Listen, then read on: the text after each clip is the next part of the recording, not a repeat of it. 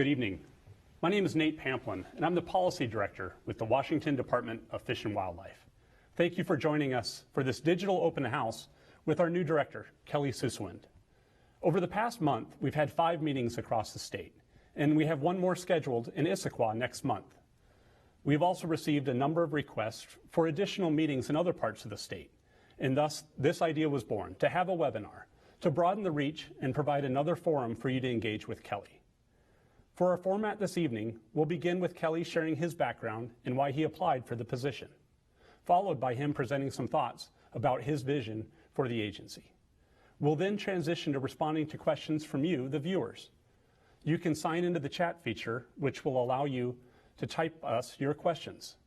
And so with that as a brief overview of tonight's digital open house, I'd like to introduce Director Kelly Susewind. Thank you, Nate. And first of all, thank you to everybody that's joining us tonight. We know how valuable your time is. As Nate said, this is our 6th of 7 interactions with folks, and it's really important for me to get out and engage with people directly and digitally in this case. I need to hear from you in order as we kind of shape where we're headed with the agency. So I'll keep my remarks fairly short because I think that engagement, that interaction, the dialogue is the more important element of this evening's event. Along that line, I'll start with background. I'm a lifelong Washington resident, lifelong outdoor enthusiast. Grew up in Grays Harbor, town of Aberdeen. Went to school out there, Grays Harbor College, and then finished up at Washington State University in geological engineering. Coming out of school, I moved to the great state of Alaska for 3 years. I went into consulting engineering up there for a multinational firm. And then after 3 years, transferred back to Seattle with the same firm and spent a couple more years doing consulting engineering work. That work led me to interacting with the Department of Ecology quite a bit, the Washington State Department of Ecology. I liked what they had going on, and I liked the idea of the civil service element, so I decided to apply for a job there and give it a trial. And that trial lasted about 28 years. It turned out to be a pretty good choice for me. Great agency, great people, great mission. So I started in the cleanup program, doing cleanup of contaminated sites as a staff engineer.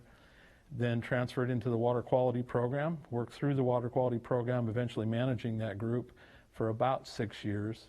At that point in time, we had a new director who wanted more time dedicated to water quality issues, so the technical and policy issues, and felt like it was, she wanted more attention than somebody that would divided their time between doing that and managing a large program budget and people. So she moved me into a special assistant role where I was basically a policy advisor to the director for the last few years I was there. So I was the point person for water quality issues and the point person for dealing with the agricultural community for the agency. So it provided a lot of overlap with our constituency here at Department of Fish and Wildlife and legislators and affected groups for sure. Quite happy at that job and that career, but then the opening for Director of Fish and Wildlife occurred, and I looked at that and I thought, man, it'd be a tough job, but it was really attractive to me in that it aligned with my personal priorities and my personal passions. I grew up hunting and fishing. I chose a career in natural resources, driven largely by that early exposure to hunting and fishing, which later became anything outdoors, hiking, biking, boating, you name it. And that's directly what the mission of this agency is about. And so I thought, wow, what a great place to work. Also, that passion was more than a hobby for me. It was kind of defined who I was growing up and who I am as a person today. And I think it defines who we are as a state. I think we live in one of the greatest states. I think we have the best quality of life, and I think that quality of life is driven and supported primarily by our natural resources, our wild places, wild things, fish and wildlife. It's also one of the toughest places to manage those issues. We've got a relatively small footprint for a western state and an incredibly large population for a western state. Those things stress our natural systems, where people are going to continue to come here in large numbers. We're expecting a couple million more people in the coming decades. So it's a crucial time to actually manage fish and wildlife and manage them well. If we don't, I think that quality of life deteriorates, and what's very important to me is future generations don't get the opportunity to experience the life I got to experience growing up and living in the state. And it's really important to me that, you know, our grandkids and their grandkids can experience that. So I put my hat in the ring and was fortunate enough to be selected as the new director. So that's the background of how I got here, or why I chose to compete for this job. As far as vision or direction, my primary element of my direction is going to be to increase our relevance. And by that I mean, I want the state, relevance to the average citizen, to know who we are, what we do, and why it's important to them, and why they have a better quality of life if we deliver on our mission. Mission to protect, preserve, enhance wildlife and opportunities to engage with wildlife. And it's critical that those folks understand that. Right now, we are well known to our traditional users. People who hunt and fish, buy hunting and fishing licenses, know us well, know what we do, what we try to accomplish.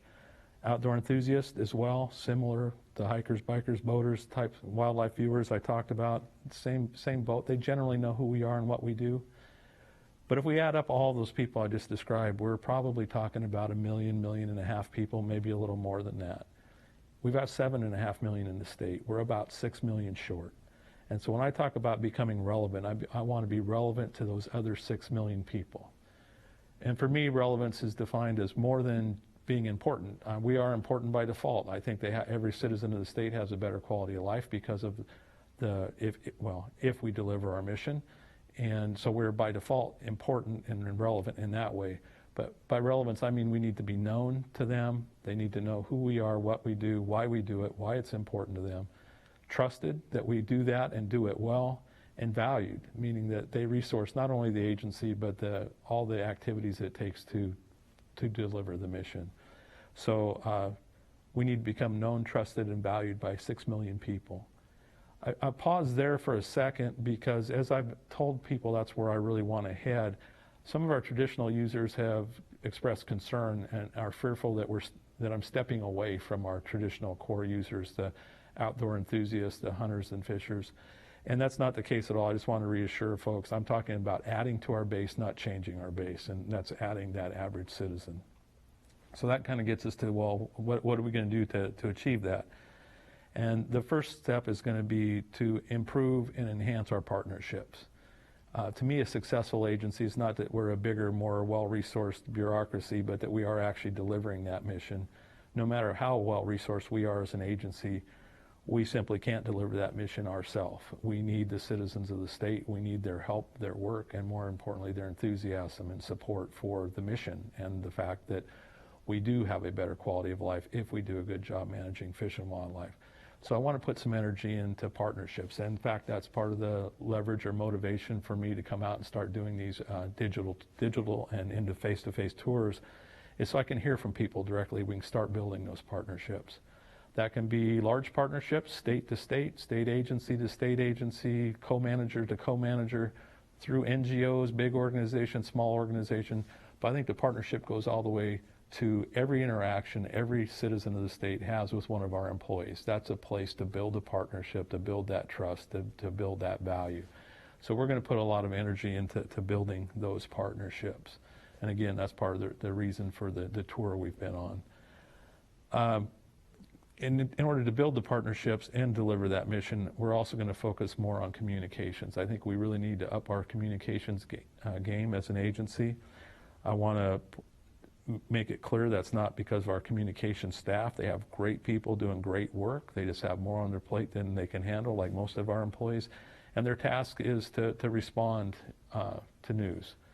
Basically, I think when I talk about upping our communications game, I want us to control the narrative. Right now, we are a group of technical people doing technical work. That's what we do. That's what we focus on. And when we're done with a task, we then think about communications. We need to be thinking about communications, make it integral to the work we do. Think about it up front. Let it drive how we do some of our work. So how are we going to communicate the work?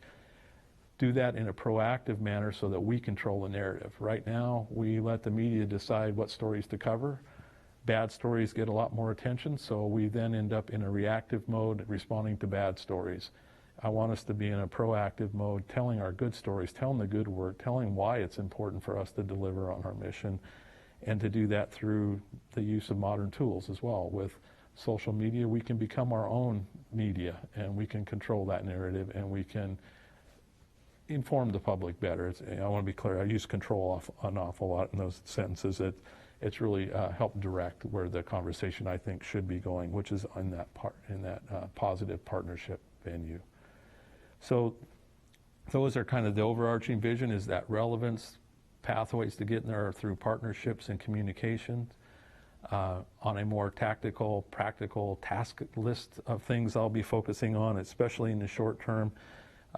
Budget will be a big focus for the coming months, in particular with the legislative session starting in January. Our agency faces about a $30 million shortfall. For us to continue delivering services at the level we have, at the cost of doing business we have, we would be $30 million short in round numbers by the end of next biennium. So we need to plug that hole. And it's actually a slightly bigger hole than that, because that doesn't count for the increased cost of doing business. It costs more to keep the lights on, so it'll even be a little more than that 30 million. In addition to that, we'd like to actually enhance our services. And so we're going to go in with an additional $30 million ask for enhanced services. And we can talk a little bit about that as questions come up. So bottom line will be, I'll be spending a lot of time with the legislature in the coming months seeking a $67 million ask. It's a huge ask. And even more daunting is the fact that I think every other agency is lining up with an equally huge or bigger ask. And so we'll be in line, and we'll have to stand out in that crowd. So that'll be a big focus of mine. Then, of course, the things that do catch the headlines right now, salmon management, our North of Falcon process, which is where we figure out with our co-managers the upcoming fishing seasons. The salmon recovery is hand in hand with orca recovery that folks have well heard of in recent months and years. And we've got to do a job on wolves too. We had our toughest season ever on wolves. As wolves recover, they're doing well. We should have every expectation that we'll have more wolves next year, and that means we need to probably, we do need to be better prepared and up our game in how we manage wolves. Are we going to do things the same or different to avoid some of the conflicts we've had in the last year over wolves? So those are my short-term tactical type issues, and some at least high-level overview of the vision of how I think we go about running the agency in the coming years. With that, I don't want to take up too much time talking to you. I would like to talk with you, and so I'd like to open it up for questions. Great. Well, thanks, Kelly. So we now will open it up to questions. If you haven't already, please log into the chat feature on the viewer by entering your name and email address. You'll also need to check the box that you are not a robot, which will then allow you access to a chat window where you will be able to type your question. We have folks monitoring the chat who will forward to me your questions, which I'll then ask of Kelly. If you would, please also submit your name and identify where you're from in your question. Finally, if we don't get all of your questions answered, or if you think of a follow-up question later, please feel free to send an email to director@dfw.wa.gov, and we will do our best to provide you a more thorough response. So, Kelly, your first question is from Jerry, and Jerry asks, what is your interpretation of the public trust doctrine and how it affects WDFW's wildlife management policies? Well, I think it's kind of directly in line with what I described as my focus areas. I think we hold in public trust the fish and wildlife for the age. We're responsible for managing the fish and wildlife of the state that belong to the public. So they are the public's resources. We work for the public, and we are obligated and responsible to the public for managing those in a manner that's sustainable, protect, preserve, enhance that. I think that's exactly the pathway I'm talking about. That's part of the reason I want to be relevant to the broader public, because I don't think it's just our hunting and fishing public. I think it's our citizenry as a whole. And I think the only way we get there is through partnerships and trust and better communication. So that's my understanding of the public trust doctrine, and actually it's a centerpiece to my own philosophy moving forward with the agency. So our next question is from Scott, and Scott asks, with lowering water levels in our lowland lakes, What, if any, plans are in place to work with DNR on the threat to fish habitat? I don't have a specific answer on interactions with DNR, other than to say that's one of the partnerships that's crucial, not just DNR, but all of our natural resource agencies. And I do have commitments from those agencies to work more holistically together with our agency. We have efforts going on, not specific to DNR, but a lot of energy around habitat. That's one area that, as we've gone around the state, I've actually usually added, but I tried to save some more time for questions. But a focus area for me in my tenure as director at the agency is to up our habitat presence and our habitat work. I think we do a good job now, but right now we're thought of partly by those traditional users as just providing fish and wildlife. And frankly, habitat is the superstructure that all hangs on. And if we don't have that structure, it doesn't really matter what we do for fish and wildlife if we don't have the habitat to support it. That's lowland lakes, that's all lakes, that's water in general, it's climate change. We need to be resilient for climate change and paying attention to habitat. My goal is that long-term sustainability for future generations that doesn't exist without habitat.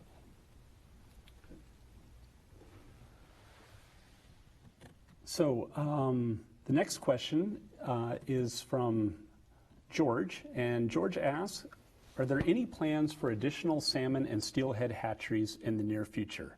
And if yes, where? Well, we're certainly looking at one in the Deschutes. Beyond that, I don't think we have plans for new. I will reserve the right to be corrected by my fish experts, but we are looking at enhanced production at existing facilities, state, tribal, and federal facilities for that matter.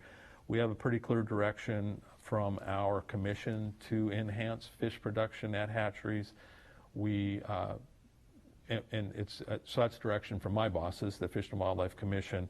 It's also a direction I think we need to go in. I don't think we recover salmon or maintain salmon long term without intelligent use of hatcheries, and I think that means higher production levels than we're at now. The flip side to that I want to make people more comfortable with, there's a concern that we go back to the old days of more fish anywhere is better, and I'm not at all promoting that. We're not going to Johnny Appleseed salmon around the state like we may have in the past. We will increase production within the realms of maintaining and preserving, protecting endangered species, recovering wild runs. And so, but there is room to do that above where we're at right now. And we've got an effort right now. We've had a budget increase the last biennium to increase some production. We're going for maintaining that. Our enhanced package has some enhanced production as well. And we've also got in our capital budget $1 million to look at a master plan, if you will, on where can we increase production, where do we have the infrastructure, and where is the environment we'd be introducing those fish resilient to having fish introduced. So we're going to put a lot of energy, hopefully with the help of the legislature on that budget ask, into increasing production in a smart way. Thanks. So Sue asks, was there a common theme of citizen concerns that emerged from the state tour that we just had? The common theme was, I hope it wasn't just hopeful thinking on my part, but I think that the vision resonated with people. People recognized we need to engage the other 6 million people well. A concern, I think, universally amongst the tour was a fear that we don't abandon our traditional users, hunters and fishers. We heard that at every location, either during the main meeting or after. Concerns around budget fees that we heard in fees. So as part of our budget ask, we are proposing to increase hunting and fishing license fees. That increase is proposed right now to be a 15% increase with a cap not to exceed $7 on fishing licenses and $15 on hunting licenses. And I heard universally that people are concerned about increased fees. I took it that people are willing to pay more, but they're expecting more as well. And we're in a time where opportunity is declining rather than increasing. And so it's a little harder pill to swallow, the increased fees. That said, I don't think we increase opportunity without increasing those fees. And something we're doing different this go around than we have in the past is we're not relying solely on the fees. So we did an extensive effort over the last year. Actually, Nate led that effort, did a great job, hired an external consultant to do an evaluation of our operation to make sure there were no smoking guns, and poor management of money, especially, or management of the agency, came through that in very good shape. Also to develop a long-term funding plan and and do a zero-based budget effort. Based on all that work, the advice we received was, as we ask for money, about 25% of that should be coming from fees and the rest should be coming from general fund. So that's exactly our proposal. That 15% increase results in about 25% of the overall ask for increased funds. So that's one of the ways we've tried to moderate that anxiety over increased fees. But I think that was a universal message we heard going around the state too. Beyond that, we heard a lot on regional issues. So areas in true spike areas, we heard about true spike hunting seasons. More salmon-centric area was more salmon issues. It was the local issues that were driving it, which is exactly what I had hoped for. Let's get some input on that broader state message, but what matters to you locally. And I'd ask you as well, Nate. Nate's been the guy kind of making all this tour happen, and he's been at all these meetings and answering the tough questions that the new guy doesn't know yet. But are there other common themes that you would point out from the tour? I think maybe talk a little bit about habitat and what you see as your role there, and how we protect and restore habitat. Yeah, we heard a lot around the state too.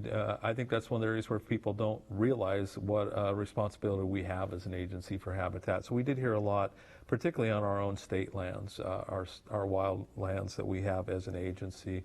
Some concerns, are we doing a good job managing that? And that's an area where we're trying to enhance budget as well, because one, we need to be models for how to manage those places, and we want to be good neighbors as well. We want to show folks that the multi-use lands can work.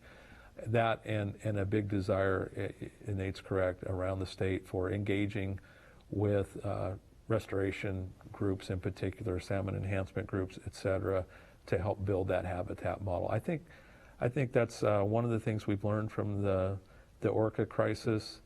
We as a citizenry around the state, what you do on your land in eastern Washington affects orcas in Puget Sound. So I think it's a real teaching moment for all of us.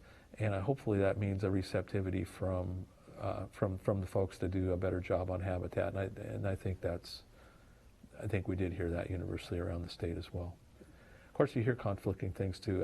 That's one of the tough parts of this job or this agency is no matter where you land, there's going to be a significant chunk of people who would prefer you landed someplace else. And so we heard both sides on all those issues as well. I don't want to make it sound like it was a ringing endorsement. A number of people at our regional meetings, as well as the questions that we're receiving tonight, are asking about what we are going to do about seals and sea lions predating on salmon. So we heard that pretty universally as well. And so we've got a few things in the works. Particularly in the Columbia, we're supportive of some federal legislation that would make it more expedited to actually do some removals of pinnipeds. So pinnipeds being seals and sea lions, particularly on the Columbia. On the Columbia, we know in particular we've got the data to show that we've got a real problem. We're spending a lot of money to recover salmon, and a lot of those salmon are going to actually feed pinnipeds. We've seen numbers in the 20 to 40%, again in round numbers. I think it's 22 to 43, somewhere in there. 20 to 40% of some salmon runs in the Columbia are being lost to predation through pinnipeds, or expected. That's the primary source. So we very definitely need to make it more efficient. It's a tough thing to talk about because we're talking about lethal removal of pinnipeds, and we need to do that in an efficient manner. And it's a tough thing to talk about, but this is a situation where we have a couple of competing endangered species, basically, or at the time protected species. The Marine Mammal Protection Act on pinnipeds, we have to follow that. It's a federal law. It's supreme to state law. We can't go a different direction than the federal law. And that law is set up intentionally to make it very difficult to manage pinnipeds. It's set up to protect pinnipeds. But working within that, we're gonna change things up, particularly on the Columbia. We're also doing some work in Puget Sound, but there we're a step or two behind where we are in the Columbia. Need to really evaluate how many pinnipeds there are, what impact they are having, where removal might help, how much removal, and where would it be most optimal, or is it something that won't work for us? So we're committed to following through with a study on that, working on that to figure out what to do in Puget Sound. We agree something needs to be done, and then flipping back to the Columbia, there it's pretty clear what needs to be done, and that's more removal, and we're supportive of all the steps to get to that. Nate, if you have additional, Nate's our pinniped expert for the agency, so coincidentally. Yeah. Well, thanks, Kelly. And I would say with Pinniped Management, as Kelly indicated, in the Columbia River, where we currently have a permit along with ODFW and Idaho Fish and Game to do some removals of California sea lions, there is a federal bill that has passed out of the House, and it's out of the Senate committee. We'll see if it passes here in the next month. That would allow us to be a little bit more efficient. We would apply for a new permit to be able to do additional sea lion removals. I think it's really important to consider in that particular spot is Bonneville Dam is at river mile 146. And the system is incredibly altered, and there is significant investment in all of the H's to recover salmon. And by the H's, I'm referring to hatcheries and harvest and hydro system and habitat work. And we're seeing either some stabilization or actually improvements in salmon survival in those areas. But predation right now is basically unchecked in that system. ODFW, Oregon Department of Fish and Wildlife, recently got a permit for removals of pinnipeds at Willamette Falls, and so those operations will be beginning soon. And we're looking at what we can do to be more efficient this spring at Bonneville, and as Kelly said, we have a pretty extensive analysis right now that we're going through. Myself and scientists from our wildlife program and our fish program are going to be presenting that to our Fish and Wildlife Commission at our December 14th meeting. So we'll have some draft analyses to share there. And then next steps, if it is something that where it looks like if intervention would provide a substantial lift in salmon recovery, that's something that we'd want to make sure that we're partnering with the conservation community, fishing interests, tribal partners, and the federal agency and academia, because we know this will be very highly scrutinized.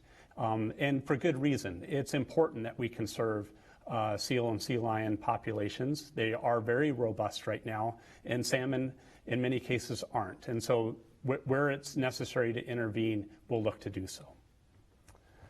So Jessica had asked, why did WDFW get cut $39 million? So I think we can maybe speak to the numbers and maybe explain the context for why we're in a budget hole, Kelly. So we weren't directly cut. So this really goes back to 2009, and during the Great Recession, budgets were slashed pretty universally across the state. And frankly, we have not recovered from that. We're still not at the level we were in the 2009 level. That, coupled with the fact that our cost of business goes up and our income's not going up, creates the hole. So that's the structural deficit, is just a heavy reliance on fees. Fees haven't changed since 2011. The reliance on general fund, which we're still not up to our 2009 levels on, create the structural deficit that's at about 31 million. Then when you throw in the maintenance level, we're I think at 38. We're going in for 67 total. So I think your numbers are pretty close. Mm-hmm. But that's the history of how we got there and the structure of why we're there. That's why I think we need to come up with a dedicated funding source for our agency. Right now we're trying to get through the general fund to get us healthy again, and that has its pros and cons as well. Pros, we're not relying strictly on fees and our fee payers. Cons are we're still at the vagaries of the general fund. We had a healthy general fund at one time that went away, and I'd like to figure out a way to avoid that in the future. But that's on the long-term horizon. Short-term is let's get in and get a good share of that general fund to get us healthy again. So our next question comes from Tucker, and he asks, what is your best idea to bring salmon stock populations back up? I don't think there is a single idea. The idea is what we've talked about. So increased hatchery production. We need to make sure we're managing harvest appropriately, and we need to be working on the habitat side. As Nate mentioned, the 4 H's all matter. I think the immediate, most timely issue is increasing the production numbers as well. So that's where we'll focus initially. That's where we heard from the Killer Whale Task Force. They would like to see increased production. That's where we heard from our Fish and Wildlife Commission. And by short term, that's several years in that. But by the time you actually get the fish raised, released, and returning. So Kelly Chase asks, what is your favorite place to fish, hunt, hike, or wildlife watch, and why? And I think he's looking for latitude and longitude. Okay. That wasn't part of the question, but I'm interested. How many digits? Yeah. So I would answer Washington State, of course, because it's the greatest state. I like to hunt actually throughout the state. I grew up hunting on the west side, so I have an obvious passion for that. I liked hunting in the Hump Tulips area, and so I'll get multiple answers with one. I love the Hump Tulips area for hunting and for fishing. That was my favorite river to fish on as a kid, and my favorite area to hunt as a kid. Of course, Westport's awfully good too. I did hear on the tour that there are other cities that think they're the salmon capital of the world, but growing up it was Westport, so a lot of time at Westport as well. That said, after you've spent an entire youth growing up hunting on the wet, brushy west side, there's something to be said for the Methow too. Nice big mule deer and beautiful, gorgeous country. So those are the places so far, and a little time in the blues, but maybe next year. That's my goal for next year. Great. I wanted to remind viewers that thank you again for joining our open house. If you have a chance, please type your name, enter your email, and click the box that indicates you're not a robot, and that will open up the chat feature, which will allow you to submit your question. So our next question comes to us from Pat, and Pat asks, how are you planning on mending wolf agriculture conflict?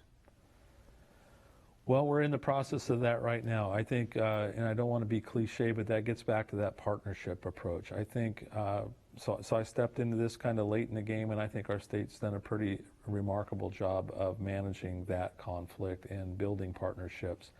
I think from the research I've done, Washington State has done way more work and more successful work in building bridges between the agricultural community, conservation community, both sides of the wolf issue. So we're going to build on that work. So we need to do some work on what happens now post delisting, when we get to the post delist to the delisting stage. Right now we had a pretty rough year. We had 3 different packs that were in the lethal removal realm that I gave lethal removal orders on. Catches a lot of interest, drives a lot of emotion. I think the thing I like to lead with on wolves is how successful we've been in recovery so far. It's only been a decade since we had our first documented breeding pair in the state. Last census we did last year, beginning of the 2018, we had 22 packs and minimum of 122 wolves, and we have at least 1 additional pack identified since then. So we've come a long ways from 1 pack to a resilient population. Wolves are here, they're doing well, and they're here to stay. We did have the depredation issue with 3 packs, but it's 3 out of 23 packs. So that's not a horrible number either. I think they can be managed. I think we can coexist with ranching and a healthy wolf population. It's going to take everybody working together. It takes folks to get, meet that reality in the middle. We're not going to manage wolves if we're not willing to get to a lethal removal when necessary. That said, our job is to recover wolves, not to remove wolves, so we should only be doing that when we need to. We've committed in the coming year to sit down and figure out, are there changes we should be making? How do we do a better job next year? Are there additional non-lethal efforts we can be working with ranchers on? Are there better ways to go about removal if we have to get to removal? Those types of issues. Do we need to better resource our staff and or ranchers with the ability to do the non-lethals? So we've got a commitment to have that dialogue with folks starting actually this coming month, December, so that we're prepared for the next grazing season. Bottom line to me though, wolves are doing well. They're here to stay.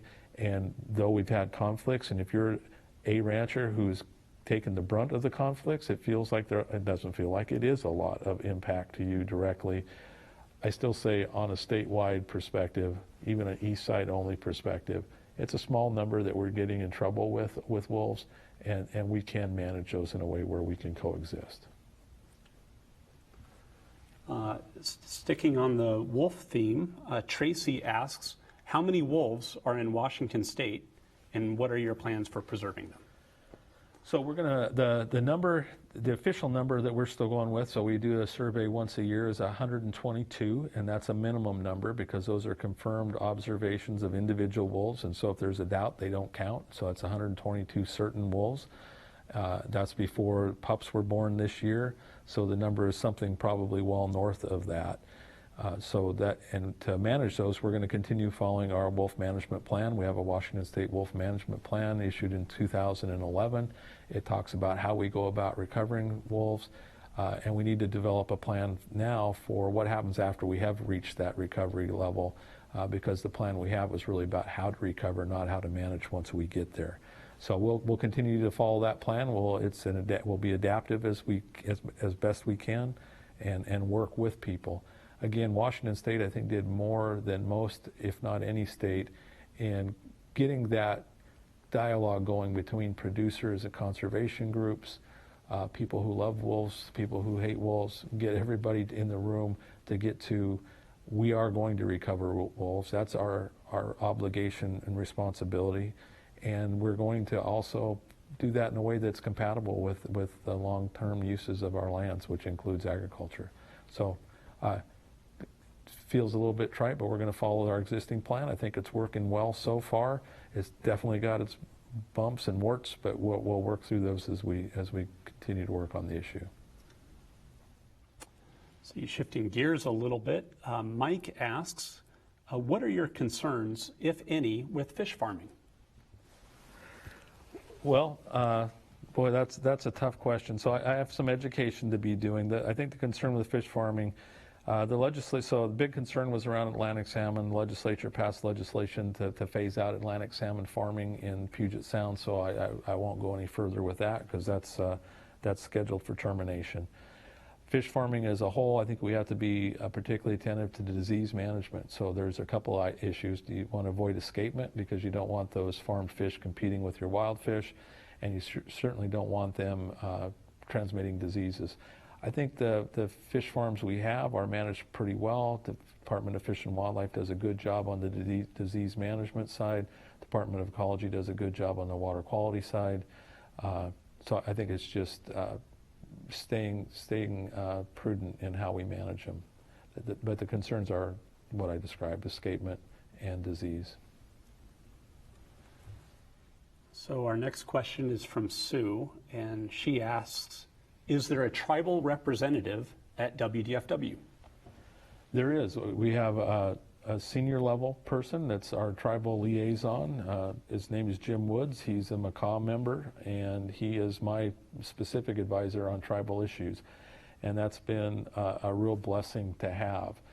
Jim, growing up a tribal member, has a perspective unique to tribal members, and a desire to help us engage and manage in a responsible manner and respect the sovereignty, the culture, and the role that tribes have in recovering and protecting natural resources. So yes, we do, and we always will as long as I have a say in it. Mike asks, can we establish an annual limit on halibut, say for instance of 6, and do it so in a general season where the fisher would be able to pick their own days? That's a proposal. I don't know if we've evaluated as an agency. That's a proposal that I haven't heard, particularly the pick your own days part. We have talked about having an annual limit on halibut. and we'll continue to evaluate that. But those are the kind of ideas we need. I will just be honest. I don't have an answer to that. I can. If you send us your information, we'll get back to you. We'll get our groundfish folks giving you a call, and they're expert in this, and we're looking for creative ideas. So that's about all. I don't know. And Nate, if you have more to add. Well, I would just say to Mike, if you would send us an email at director@dfw.wa.gov, we will route that question to staff in our fish program, and we'll get you a response. So, our next question comes from the North Puget Sound region. Okay. And what can the agency do to increase youth outreach and education? Well, one, we can make it a higher priority to do that. That's part of my building partnerships mantra is really partnership, particularly about getting youth excited about hunting and fishing, but not just hunting and fishing, but wildlife in general. Again, whether it's watchable wildlife, the fact that we all benefit from wildlife in our day-to-day quality of life. So we're talking about, I've talked to staff about things like spending more time in classrooms. We do have a bill going forward this year to make it a little easier on entry-level hunters and fishers, aligning dates, ages at which time you need a license, offering a discount on your first hunting license so that you have the desire to get out there. Anything we can do to get them out there, I think it kind of sells itself once you're out there. But I think a lot of it is reaching those partnerships and getting into the schools and actually talking to folks and getting them excited about protecting, preserving, enhancing wildlife, and hopefully hunting wildlife. Some of our most avid supporters are those that love to, or started at least with hunting and fishing. That's describing myself amongst those. That's if we're going to be successful long term for future generations, we need to get those kids excited. It's not an easy task. It's hard enough to peel them away from cell phones and video games. The other thing we need to do is, one, make the entry easier, which we're attempting to do, and then work on access. One of our big limitations, I think, for bringing youth in is we don't have the access that we need. And boy, that's just an extra hurdle. It makes it easier to stick with the video games and cell phones. So that's another area I hope to focus on. Don't have a specific plan other than to figure out what can we do to improve access for everybody, but in particular, that's how we will engage youth and get them excited. Well, on the access question, we've got one here from Matt, and he asks, what are we doing to improve hunting access? So we're working on our own private lands. Obviously, we're working with with private landowners that we can. I have a hunch. I'm going to read in between the lines. It's really around kind of the industrial timber lands, particularly on the west side, is where our biggest challenge is. And we're just I'm trying to reach out to those companies and figure out what can we do. Is it something we can do through the legislature with those companies? It's a tough call. That's private land. They control it. Frankly, hunters haven't always done ourselves well by going out and not treating that land appropriately, and gives them every reason not to want us out there.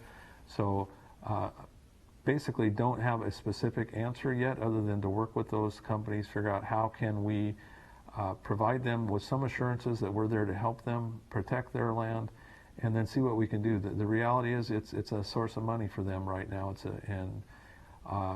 I don't mean it disrespectfully, but what used to be locally owned, locally managed, locally invested in our community timber companies now tend to be distant real estate trust type community agent or groups and industries rather than really timber industries. So it's an uphill battle, but partly it's engaging with them.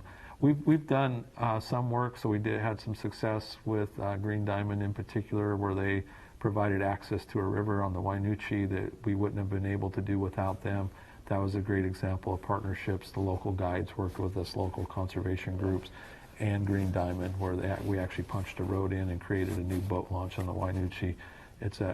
I'll call it a rustic boat launch. It's drift boats only kind of thing, but it's that kind of partnership we need to be working on.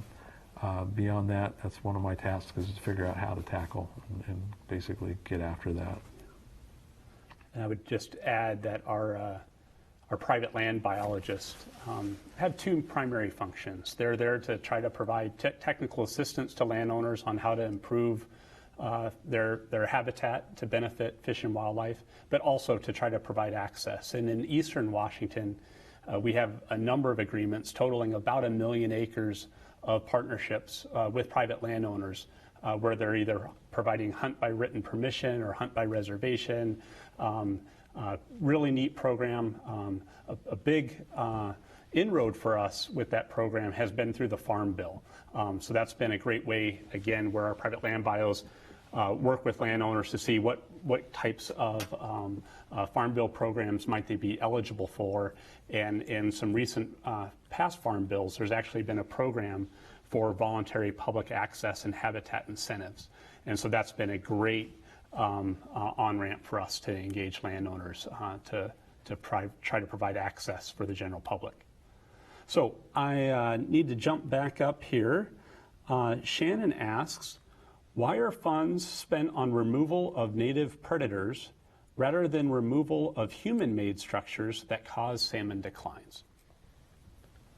Well, I don't think it's an either or. So as we talk about, we're back to pinnipeds primarily, or avian as well. And I don't think it's an either or. I think we're going to, right now, as Nate said, the pinniped populations are robust, probably too robust in a highly altered environment. I don't see how we get there without removal. That said, we are doing efforts to limit the attractiveness of bridges for cormorants and other avian predators, and we're also looking at, are there haul-outs, areas where we have created structures these animals are living on and using to hunt from. And so it'll be basically an all-front effort and not just removals. And I would also offer, maybe Kelly, do you want to talk a little bit about spill or any hydrosystem improvements that we've tried to do to help with salmon survival? So we have done increased spill. So there's an idea that increased spill helps survival of smolts to adults, which is what we need to recover runs.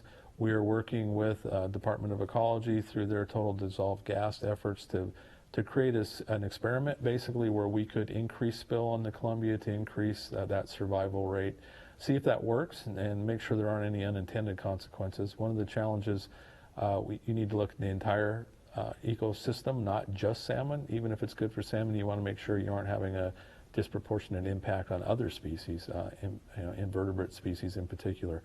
So there is a plan to put together an experiment to increase spill, to increase that survival rate. That's something that you can do, the experiment at least, fairly quickly and have a pretty quick return on investment. Is there more beyond that, Nate, you were thinking about? No, I think that covers it. So let's shift here. Melanie asks, are we sharing better information with the U.S. Forest Service to keep livestock away from wolves? And the other thing, Kelly, is I'd just watch your hands near the mic. It's kind of causing a little bit of interference. Okay. First, I'll apologize for that. We are trying to work with the Forest Service independent agency, but yeah, we in a couple of ways. So there's been a couple issues. We try to notify as soon as we know where there are denning or rendezvous sites. In particular, we try to notify the Forest Service staff so that they know where they're at. We'll also reach out to producers that we know that have cattle in that particular area. It's delicate. You don't want to call attention to a denning or a rendezvous site, but if you're going to manage livestock to stay away from that, you have to know where they're at. So we are working both with with landowners in general, whether they be private or Forest Service, to identify those locations and do it early in the season and hopefully avoid ever putting cattle there in the first place. Or I should say livestock. It's primarily cattle we deal with. In Central Washington, we have had some sheep issues. Mm-hmm. Good. So Mike asks about the potential for a lottery for salmon tags in the Puget Sound. It's one I would have to run by our fish program. I've got an idea for a bunch of different little lotteries for different harvest opportunities. Might be a good idea. I have not considered it myself, to be frank. Yeah, good. This question comes in anonymously, but is there a possibility for a family hunting packet? I think there's a possibility. So one of the things that we talked about when we have our fee increase, the 15% increase up to a $15 maximum for hunting, is if you buy a bunch of individual elements, you could exceed the $15 cap when you sum them all up. So we're exploring additional authority to create and do new packages, whether it be a family package, a longer term package, bundling of more licenses together. That's one of the areas we're going to be looking at, is how do we provide a package, especially for our bigger buyers, and that would include families. And that's also, again, one of the barriers we're trying to remove for entry into the sport, particularly for use. And that's one of the things I did hear through most of the tour so far, is even a few dollars matter, and it matters to the people you're most trying to attract, which are the young families trying to start with several kids, and the bill adds up pretty quickly. So yes, it is possible, and yes, we're looking at it. Greg asks, why are we not establishing viable reds on Columbia and Snake Rivers so we can rely less on hatcheries? Well, I think we are. We're working hard to establish natural runs, including those natural reds. I think it's a combination of both, and I think it varies by location. We have places where it's more successful, or we're further along, and supplementation through hatchery is a lower need. We have other areas where we can't rely strictly on those red sites, and we got to get the initial fish there to create them in the first place. So I think we are doing that. If you want to send us an email with more detail, get our fish folks on it. I want to be careful. It's pretty easy for me to get out of my depth at this point in my tenure here, 3 months in on the fish issues, but my understanding is we are trying to do exactly what you described. So another question here on wolves, Kelly, and Jerry asserts that research indicates that destroying the integrity of a wolf pack by killing one of its members leads to depredation. Why do we do that?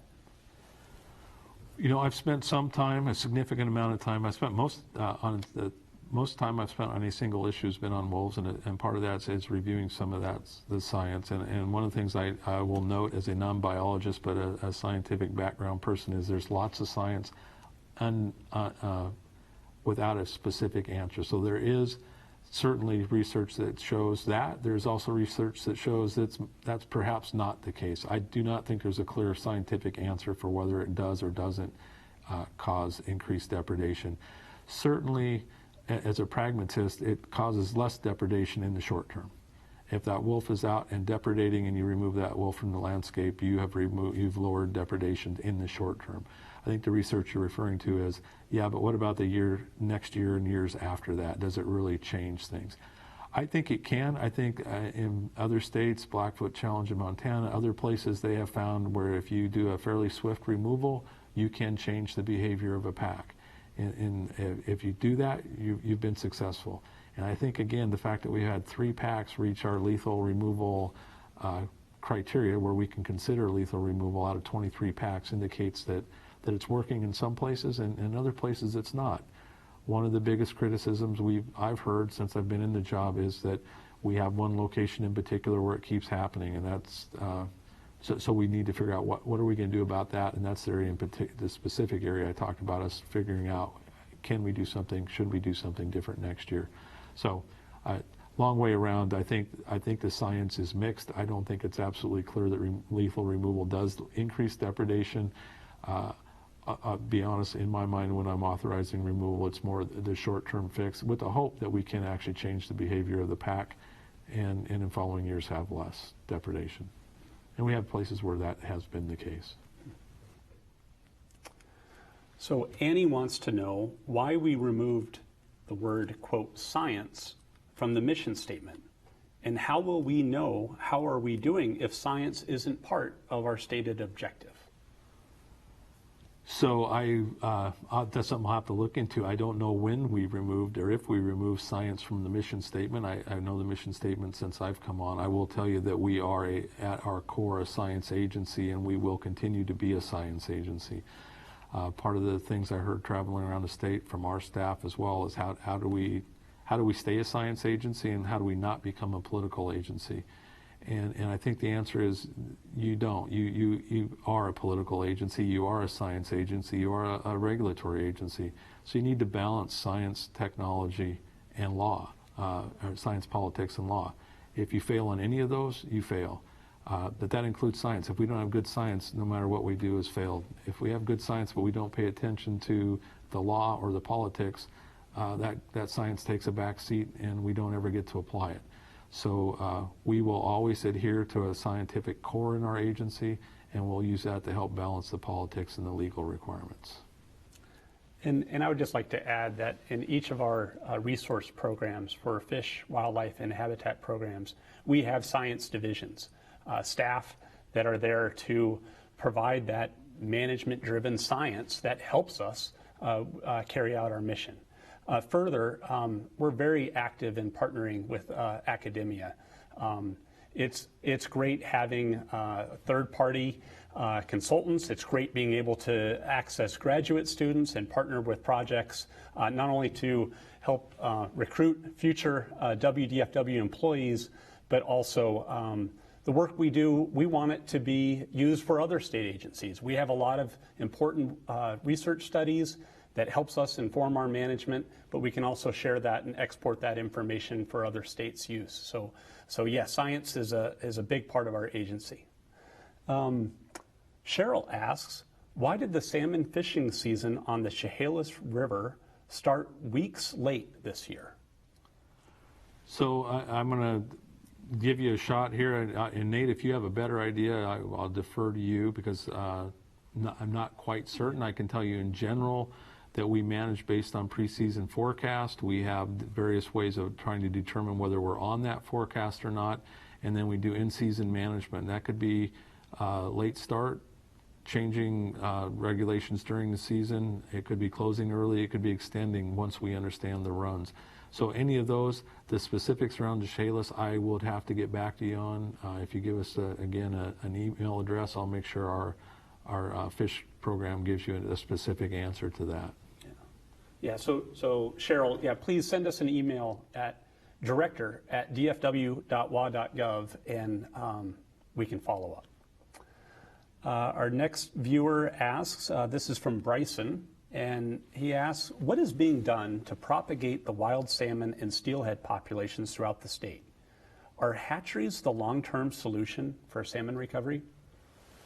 So we are, and this is one disadvantage of our digital meeting, because typically I have the regional fish expert tell you specifically to your river what's going on. I don't think hatcheries are the solution. I think we're using hatcheries to supplement runs. I think we're trying to use hatcheries in areas where there aren't natural runs.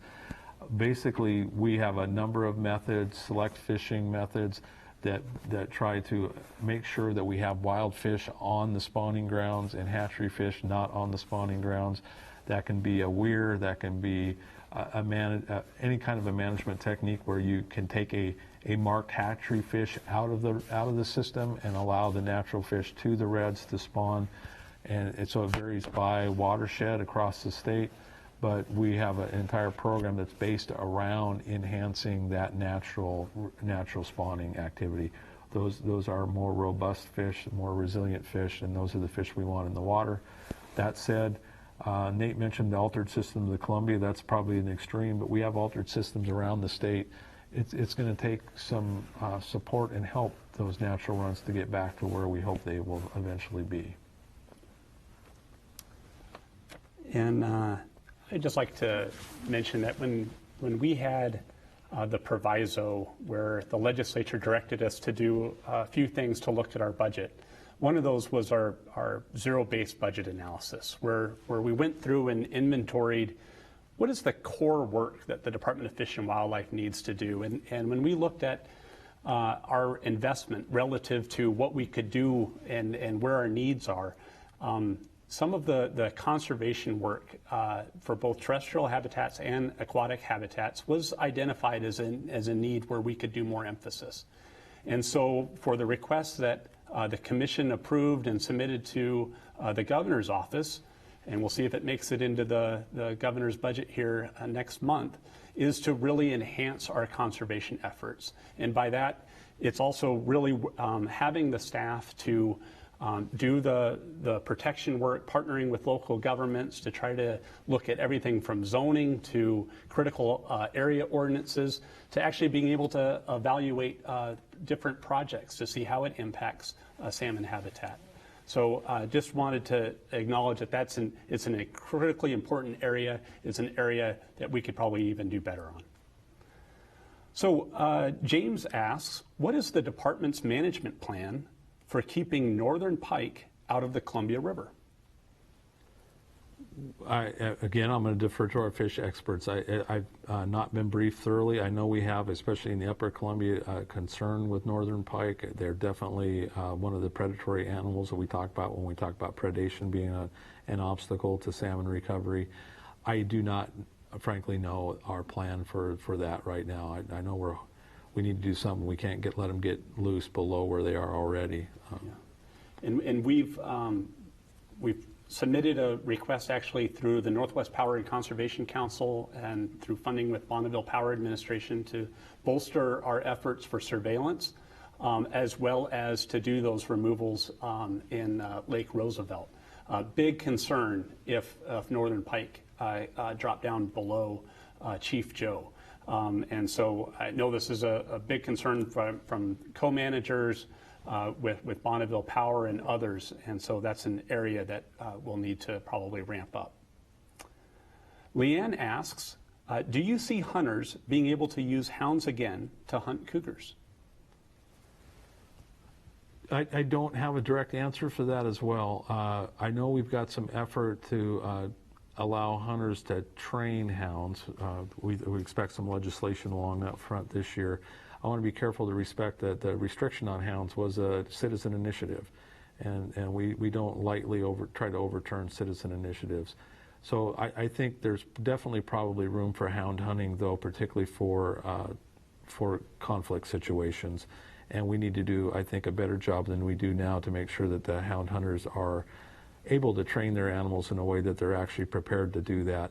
As far as a broad hound hunting season, I think it's a distant future, if at all, just to be very frank. And Leanne, I just would like to let you know that the House Ag and Natural Resources Committee is having a work session that involves a briefing about cougar management next Tuesday, December 4th at, I believe, 10 o'clock. So you might want to either come to the hearing or check out TBW to hear that briefing by our Wildlife Program and Enforcement Program staff.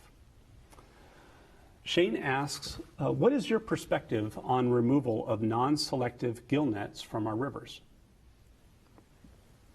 Well, it's somewhat of a loaded question. The folks who use gill nets will argue that they are selective, depending on time, place, location, mesh size, etc. We are working currently, in particular on the Columbia River. We have a Columbia River policy that pushes the gill nets out of the main stem into safe areas on either side. We're just completing a review of that policy to see how it's working. Frankly, we haven't achieved the gains we had hoped to on that, and I think I'll get out on a limb here. I think there's a place for gill nets right now as we increase production to feed killer whales, as we increase production to provide opportunity. We need a good way of making sure those fish don't end up on the spawning grounds, and gill nets are one of the ways that we use to manage those. I have a lot of room to learn, and I'm far from an expert so far, but I don't think that gill nets are evil in and of themselves. I think just we have to be selective on how we use them. Curtis asks, does the department have a plan to assess why there are such large fluctuations in salmon and steelhead counts? Well, I think we're assessing that all the time. Again, if we could bring in our fish experts, we've had, it's interesting, on our tour around the state, a lot of complaints about the decreased fishing opportunity, salmon in particular, on the Columbia River in particular. And just 4 or 5 years ago, we were having record runs on the Columbia. Since then, we've had a number of problems. We had bad ocean conditions. We had the blob in 2015. And so the more recent runs have been back closer to what we would consider a normal historic run, or low, slightly low run. So the fluctuation from a high record to a low is really, I think, really exaggerating the changes in runs. That said, those runs are changing. It's a natural cycle influenced by non-natural effects like our impacts on ocean conditions. So we are assessing that all the time the best we can. And it's not just us, it's us in academia and us in other states and British Columbia as well. So we do keep a close eye on that, as does the Pacific Salmon Commission. Our next viewer asks, this is from Thomas, will the Master Hunter program take a hit with budget cuts? And how will that affect current Master Hunters? So it would take a hit if there is a budget hit, if there's a budget cut. We have asked and built into our budget to restore and maintain that program, because I think it's a valuable program that we want to do exactly that with. That said, if the legislature sees in their wisdom cutting our budget, it will affect Master Hunters, and it will not result in losing the program entirely, but you need a critical mass for it to really be an effective tool, and so we're struggling to keep that and have built it into our budget to avoid exactly that. So I just want to remind viewers that if you haven't and you have a question that you'd like to submit, to go ahead and enter your name and enter your email address, and then check the box that indicates that you are in fact a real human. That'll open up the chat window and you can submit questions to us. So our next question is from Chad, and he states that Washington State is home to the North Pacific Fleet, which provides a large share of seafood caught in the U.S. each year. What are the department's plans to support the fleet? So, Nate, you just had a meeting with these folks. I think I will defer to you. We do have, we are a member on the North Pacific Fish Commission, and we are working closely with that commission. It is a huge multi-billion-dollar industry for our state, for out-of-state caught fish that are processed here. Beyond that, I'm not keen on talking about something when I have the expert sitting right here that just went to a meeting with those folks. Nate, do you want to? Yeah. Well, just earlier this afternoon, I was presenting a budget presentation to a number of representatives at our Distant Waters Advisory Group. So we had Washington State, the 3 members of the North Pacific Fisheries Management Council present. The director has a seat that's been assigned to an individual in our fish program, Bill Twite. And so we talked quite a bit about the significant economic engine that is associated with the fleet and supporting the fleet, as well as the seafood commerce in the Puget Sound region for fish that are caught in the Gulf of Alaska and the Bering Sea and elsewhere. There was an acknowledgement that the department has pretty limited staff supporting our involvement within that North Pacific Fisheries Management Council. And with that advisory group, we talked about ways of which, how would we tell that story? How would that resonate with the legislature? And looking at the timing of when to feed that into a budget package. And so really, some of that timing is likely, kind of next spring in preparation for how the department develops the budget, works through the commission, and ultimately submits a budget request to the governor for the 2020 legislative session. Shannon asks, what is the department doing to mitigate wildlife vehicle collisions and implement wildlife crossings? So we're working closely with transportation agencies, Department of Transportation in particular. We have a couple of projects. I mean, the most visible projects that I've seen are going over Snoqualmie Pass on I-90 and the big wildlife corridors and crossings there. We also have efforts over further east to create crossings, under crossings, or over crossings, depending on the need. The under crossings are where we're going over there to actually provide a pathway for those animals and reduce those collisions. and work closely with, again, transportation and local government if it's a county type road. So we have programs in place to do exactly that, and we'll continue to push those efforts. Our next question is, what is being done to limit bycatch in commercial fisheries? So, very huge, broad question. It varies by the fishery. We are exploring ways and different fishing techniques. So that was part of the Columbia River policy, was to evaluate alternative fishing methods to limit both mortality and bycatch. That's part of that North Pacific Fish Marine Council that Nate talked about. There are limits on bycatch. We build bycatch into our assessment. So basically we assume that basically we allot for bycatch. If you're catching a salmon as you're trying to fish for another species, that counts against our salmon totals, our salmon allotments. And so each of those different areas are managed differently, but each of them has a bycatch component built into it and an effort to reduce bycatch. And one of the ways is to basically count it, because if people don't want it counting against them or shutting down other fisheries. That is sponsored with efforts to find alternative fishing methods that lower bycatch. And I would encourage that viewer, if there's a particular fishery you have in mind, to feel free to send us an email, director@dfw.wa.gov, and we'll get you that response. Kelly, this next question comes to us from Annie, and she asks that you had mentioned global warming and habitat earlier this evening, and what are we doing to mitigate for global warming? So I'll be honest, our agency, I think, has a bigger role in adaptation than mitigation, but along those lines, we are building the climate change into all of our decisions. So as we make decisions around hatcheries, around habitat, around any restoration, how are those going to be affected by climate change? Are we making decisions that are going to be resilient? Are we managing our lands? So we're doing a smart lands type strategy to avoid, particularly around fire, to avoid that situation, so that where our land is properly managed and prepped and ready to be resilient in a fire situation. So those are really all more adaptive. How do we manage with the climate change? On the mitigate side of things, it's really, we can participate along with all other agencies as members.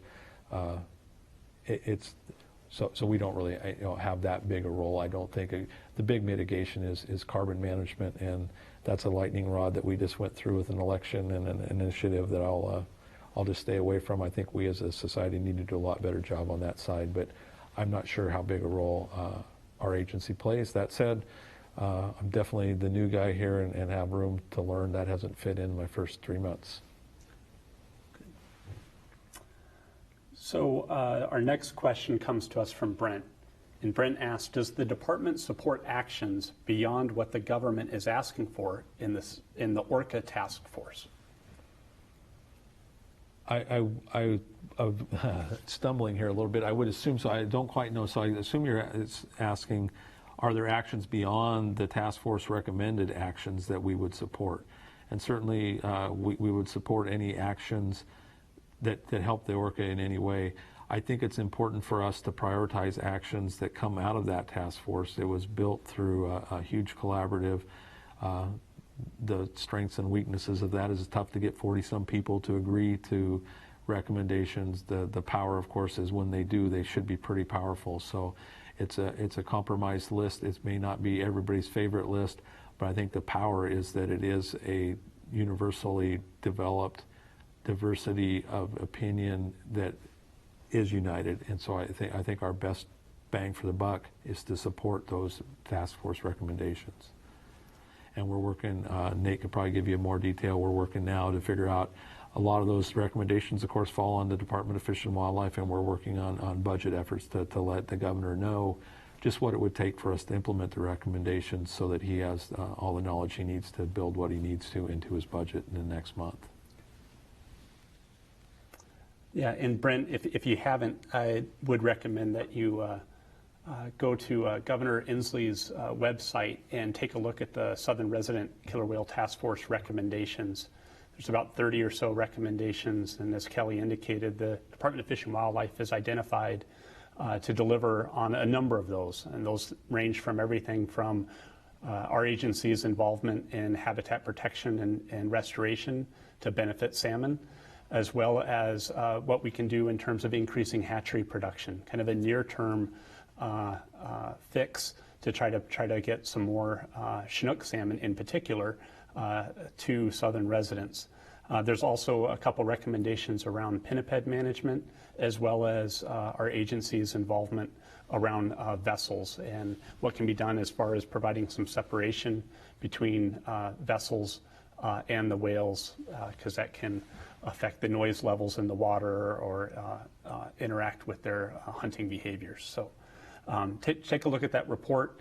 The governors will be ultimately announcing what recommendations he's going to advance forward for funding in his budget, and so that should come out probably in mid-December. The next question comes to us from Arvilla, and she asks, trails are popular for mountain biking, walking, bird watching, etc. What are you doing to preserve the balance between these activities and hunting? So on our own lands, anytime we change trails and or roads, we go through an environmental impact statement. We go through a public process to gather input. I think it's one of the areas I mentioned early in the evening about our high population and low geographic area. We're going to have to get better about managing for multiple uses. So I don't believe it's an either or, and I think it's, as you described in the question, a balance. And I think the best way to achieve that is to work with the locals that utilize the area specifically in coming up with a balance that works for everybody. John asks, what is your plan to make sure opportunities increase to keep hunting and fishing viable in Washington? Well, I think at the most basic level, it is that habitat, emphasis on habitat, it's an emphasis on management, it's an emphasis to increase the populations. There's a couple things limit opportunity, and that, I mean, the big one is availability of animals, the second, and fish. The second is access to those. So it's anything, what we can do to maintain healthy, sustainable populations, large populations, carrying capacity type populations is where we have to focus. That leads to hunting opportunity. Kelly, one of the themes that we heard from some of the in-person open houses was how complicated the hunting and fishing pamphlets are. Any thoughts there? They are. They are complicated. They are too complicated. So a couple of thoughts. One, we are working on technology type solutions, so our apps on phones, so you can look up on your phone with your GPS location what's going on in your location. Is the stream you're looking at open or closed, and for what? So to make it easier. One of the discussions we had in those face-to-face around the state tour meetings was, I don't think people want us to make it too simple. That's the initial answer is, yeah, of course we want it as simple as possible, but I don't think you want any more simple than possible. And by that what I mean is a lot of the complexity is born in us trying to eke out every opportunity. So people are concerned about opportunity, they want more opportunity, and they want simpler regulations. And the two are somewhat at odds in that a lot of the complexity of our regulations is that we are truly trying to eke out every opportunity in those, and that means they get complex. A simple regulation, has to be protective. If it's going to be simple and protective, it's probably going to limit opportunity, and we just don't want to go too far in that direction. That said, I picked up the fishing regulations myself a few years ago for the first time in a long time, and I found it too difficult to go through to quickly go out fishing. You have to want to go, and you have to do it in advance to understand it, and I think we can improve on that. So a question here comes to us from Mike, who asks, can we start crabbing season when the tribes start?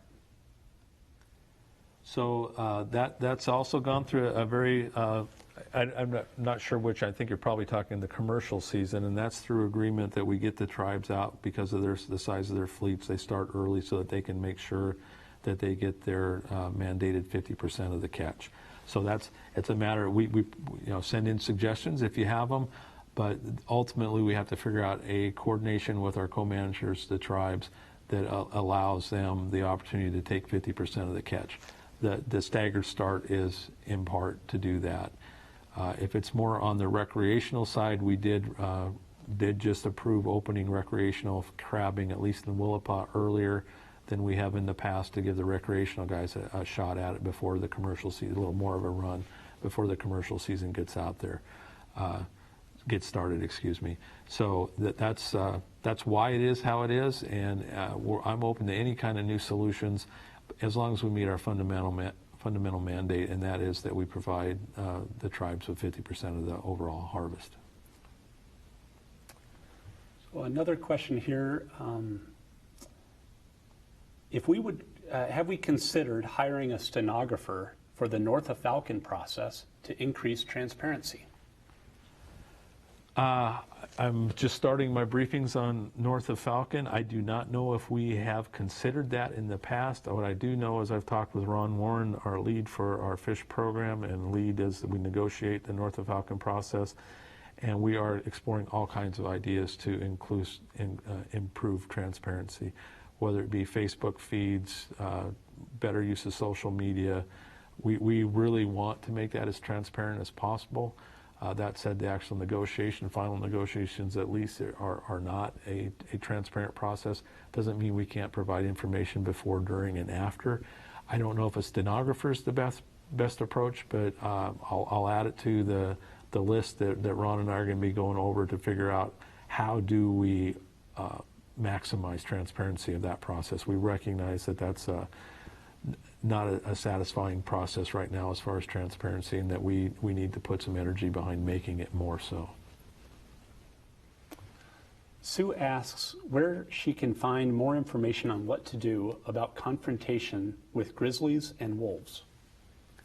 You can go to our website. You can send an email to the address that Nate keeps advising you about. I primarily look to our website. It has links to other websites as well, other agency websites.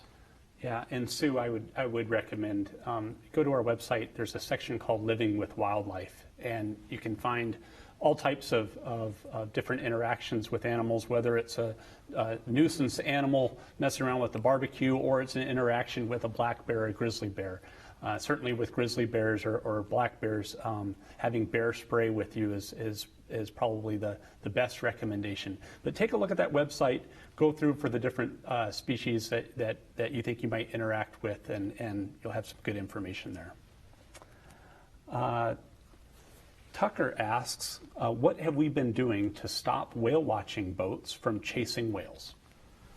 So I think the Southern Resident Killer Whale Task Force has some specific recommendations. So we have whale-wise criteria we try to get people to follow. We have some thresholds for how close you can be to the whale, a couple 100 yards on either side, 200 yards to 400 yards in front.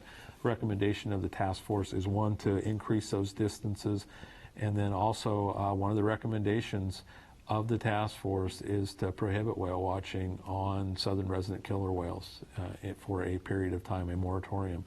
It's not a popular recommendation, but it is a recommendation that made it through the process. So that said, I want to be careful too, and that's the professional whale watching boats, they do get it. They make a living off of watching these animals, and they probably are the most sophisticated at doing it in a way that's as least intrusive as possible. So there's a balance there as well. And we want people to be enthusiastic about the whales, and one of the ways to do that is to be able to see them. But noise and boating traffic interference is one of the biggest challenges for the whales as well. So again, the task force is a proposed moratorium. Outside of the task force, we have regulations. Actually, in the last legislative, I think it was last legislative session, it may have been one before that, we had a budget addition from the legislature to actually increase our patrol. So our Fish and Wildlife officers actually patrol, particularly around southern resident killer whales, to make sure people are observing the current requirements to stay back.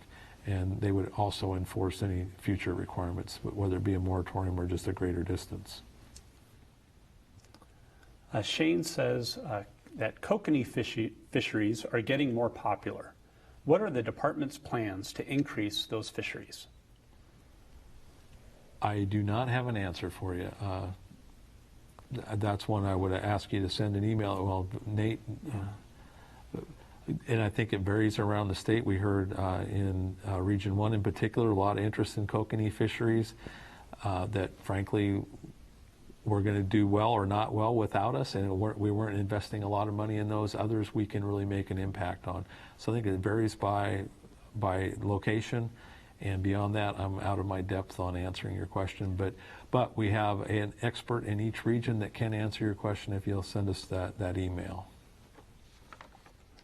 So let me jump to some of the themes here, Kelly, that we heard from some of the other public meetings. At those meetings, we heard a number of questions about the Commission's recent changes to the hatchery policy. And we describe what those are and the context for those changes?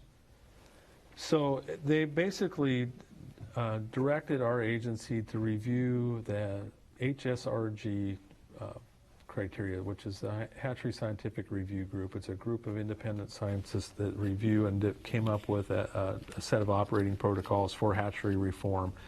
And while we review those guidelines, the Commission also suspended 3 of the guidelines. What it really is an opportunity to look at how has the science evolved, what is the current science. The takeaway message there is we are not stepping away from hatchery reform. I do not think the Commission wants us to step away from hatchery reform either. That was not the intent of the vote. The vote was to have us do a detailed look and to maximize our flexibility at looking at options to increase production while we're doing that look. So that's really what it is a thorough evaluation. It's really just beginning on the guidelines themselves, as well as suspending 3 of them. I think it's important to note that all of our hatchery operations are done under NOAA fisheries guidance. Every hatchery is supposed to get a hatchery genetic management plan that's approved by NOAA. We have most of our hatcheries have those. Changes to production need to be incorporated in that genetic management plan. That has to be approved by NOAA. There are a number of safeguards. We're not stepping away from the science. We're not stepping away from hatchery reform. We're just taking a good review of where we're at and updating, making sure we're basing everything on the most current science.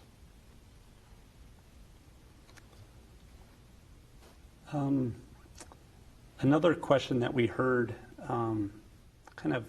repeatedly here is, I think, an opportunity for a little bit of myth busting here, Kelly. So a question is, do our hunting and fishing license fees go to the department or to the general fund? They go to the department. So hunting and fishing license fees are deposited in the wildlife account. They are not deposited in the general fund. They are used for management of wildlife. It is specific to the agency and specific to promoting opportunities and supporting those populations that support hunting and fishing. So it is a myth that the hunting and fishing license fees go into the general fund to build whatever roads wherever you might think, or what other general fund healthcare issue. They are specific to the agency and specific to hunting and fishing opportunities.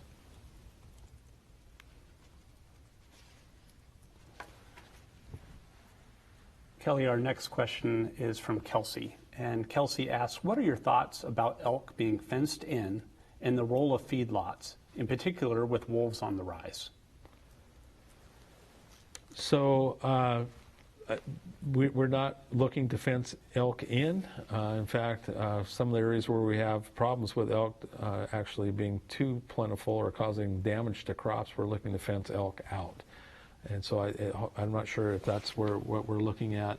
So Skagit's the key example of that, where we have, depending on who you listen to, we may have too many elk. We don't believe we have too many elk. We think we have room for more elk, but the elk are in the wrong place. They're in the valley agricultural floor.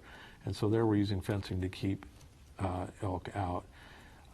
Feedlots, the only feedlots I'm familiar with are feedlots for beef, and So I don't know if that means that's an alternative to grazing on public lands. Or perhaps maybe they're referring to some of the winter feeding that we do for elk. Okay, well, In Region 3. Okay, Region 3, we do feed, depending on the year, when necessary, we do feed the elk, and we're going to be a big proponent of that, because we feed them when we're in a situation where they're not going to survive well if we don't, and or they're pushed into areas where they shouldn't be again, which could be either agricultural areas or areas along roadways, if that's where the feed is. So we'll continue to do that in a way to help winter survival of those herds. So here's a very specific question here, Kelly, but what is being done to improve the habitat near the Snoqualmie River? It's convenient for fishing, but returns are low.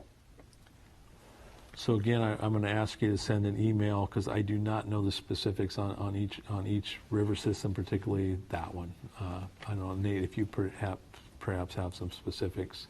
I do not. So that would be a great question for that viewer to submit to our director at dfw.wa.gov, and we will put you in touch with someone in our Region 4 office to walk through the specifics of fishing opportunities around the Snoqualmie.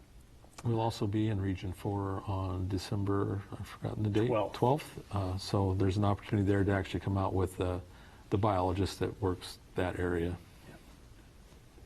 So I think this is probably going to be one of our last questions here, Kelly.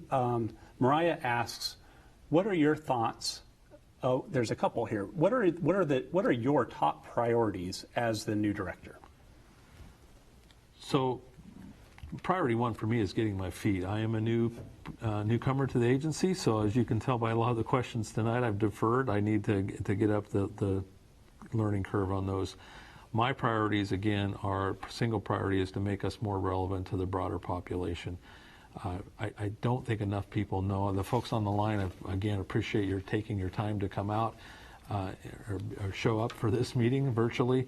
But we need to get a lot more people enthused and engaged in supporting the mission of the agency. Again, I don't want this to be a resource grab for the agency. By a productive agency, to me, that means we're delivering that mission. We are providing enhanced wildlife, fish and wildlife opportunities, fish and wildlife populations across the state. I think we do that by becoming relevant to that other 6 million people. The other 6 million people need to know that natural resources don't just come naturally. It takes a lot of work to preserve and enhance natural resources, and that's going to take all of us. And then again, we'll do that through partnerships and communication. Beyond that, it's the obvious tactical side on salmon recovery, orca recovery, wolf recovery, other endangered species recovery, and management of a competent and capable agency so that people have a reason to invest in us. They need to know that we are efficient in how we operate and that we are a good investment. Kelly, John asks, what are your thoughts on hoof rot, or also called hoof disease, and its causes? Well, I'm yet to have my first briefing there, but I have studied a bit on my own. And as you probably well know, it's generally assumed to be associated with treponema bacteria, and we are working on that. We've just hired a new lead veterinarian to work on this issue in particular, and I'm looking forward to an opportunity to get a good briefing on it. It's a tragic disease, obviously, if anybody that's been out there and seen the limpers going around, it's something we need to get ahead of, but I don't think we understand it really well yet, whether it's spreading, whether conditions are just right, and so it occurred in some areas first before others. We have to understand that before we figure out what we can do about it. And then the difficulty, you can't treat a wild population the way you can a farm animal.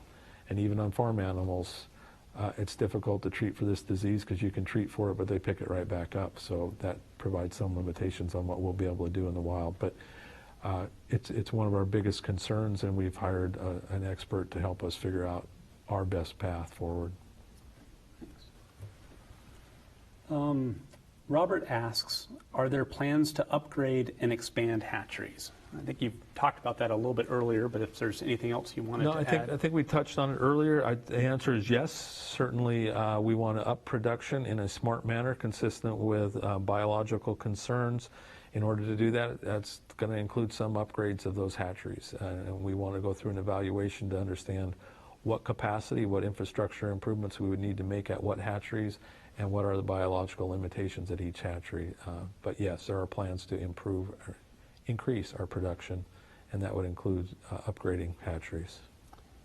And I would just add that not only is it for increasing production, but there's also, it requires a pretty substantial investment to just maintain and keep 81 hatcheries, arguably one of the largest hatchery complexes in the world, and keeping that maintaining and going. And so for the 2019 legislative session, we have a pretty assertive ask for capital assistance to make make a number of improvements to hatcheries, but really try to address some of that deferred maintenance that happens. So it's a good question. Thank you. Let's see here. Ron asks, do you feel that there are too many guides? And Kelly, we'll probably have that be our last question for the night. Okay. I think the answer is we don't really know. And that's why we're trying to sponsor an effort to figure out just how many guides we have. And it's not just how many guides we have, but how many guides do we have, where are they fishing, and how many days are they fishing. We don't have a good control on that. So I think that's a problem, is that I can't answer your question, and I think the fact that I can't answer it, not just because I'm new, but because we actually don't have the information as agency is an issue, and we're looking to fix that. So any closing comments? And then, once again, I thank everybody for taking the time to tune in. This is really important for us. I want to hear from you. I encourage you to send emails, attend the Region 4 workshop. We will be back out again in the future. I honestly believe that the direct access to you one-on-one, or virtually in this case, is the way I best learn. I've got a lot of learning to do, and I'm anxious to do it and excited to do that. So send us your ideas. We are an open book. Well, thanks, Kelly, for willing to do this and explore and try. This is a new forum for us, so thanks for your willingness to do that. And a big thank you to TVW and Inventus for helping us with the production this evening.